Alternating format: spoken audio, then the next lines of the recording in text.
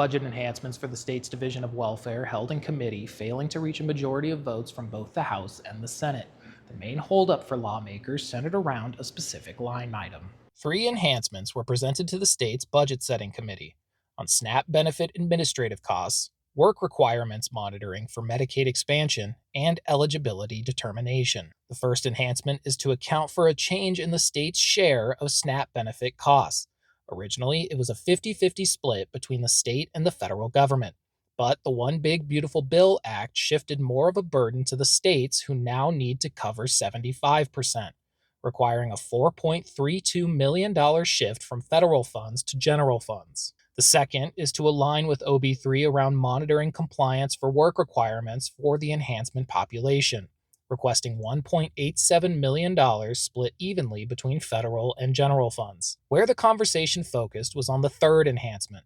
This is a one-time enhancement for system changes to determine eligibility for expansion every 6 months as required by OB3, instead of the current practice of checking every 12 months. This also is to allow for changes in Idaho's House Bill 345 from last year, which in part requires a removal of automated renewals, increasing the manual workload. The agency only requested $1 million, so I'm a little curious why we're at 1.96 with the governor's request, and that's what moved forward instead of what actually happened with the agency request. The department's budget analyst explained the initial request was submitted under the assumption a federal award would cover 90% of the costs for these changes.